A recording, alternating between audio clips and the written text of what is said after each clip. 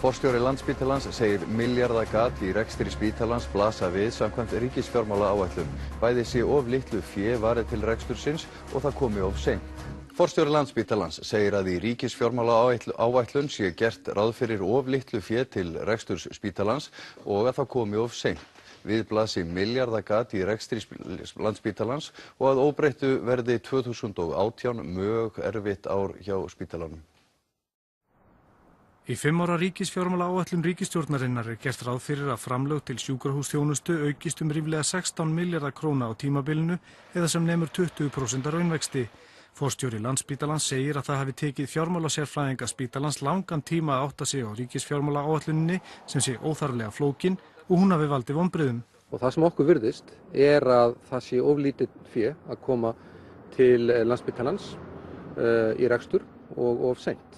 Páll segir Landspítalann eiga í viðræðum við heilbrigðisráðherra að spítalinn fái raunhæfa og viðunandi fjármuni til rekstursins og þá í ríkisfjármálaáætlunin enn eftir að hljóta þinglega meðferð. Hann segir að þó uppsöfnuð hækkun til sjúkrahúsþjónustu á landinu öllu nemi 45 milljörðum króna næstu 5 árin, sem sé rífleg, fari 36 milljarðar af upphæðinni til uppbyggingar nýs Landspítala við Hringbraut, sem sé vissulega fagnaðarefni en þá standi lítið eftir. Þá eftir 9 milljarðar.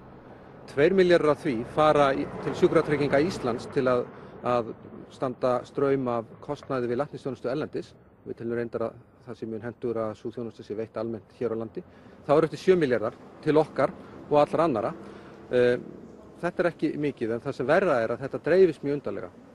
Þannig eingöngu 10% af þessum fjármunum að koma inn árin 2018 og 19 og 90% á seinni 3 árunum og mest í kringum kosningar.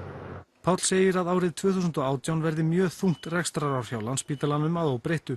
Það má benda það svo sem að það kemur inn komi rúmlega 300 milljónir en á móti kemur að það er verið að taka á okkur fé sem við höfum fengið til ákveðna verkefna sem einskiptisfé og deila því út til okkar aftur í ný verkefni. En gömlu verkefni sem við fengum fé fyrir ekkert að fara og í rauninni blasir við milljarða gat í okkar rekstri. Páll segir að ekki verði gengið mikið lengra í hagræðingu hjá Landspítalanum. Sú hagræðing sem eigi sér þó stað ár frá ári fari að mestu í að mæta aukinni eftirspurn eftir þjónustu spítalans sem sé ekki bætt upp í fjárlögum.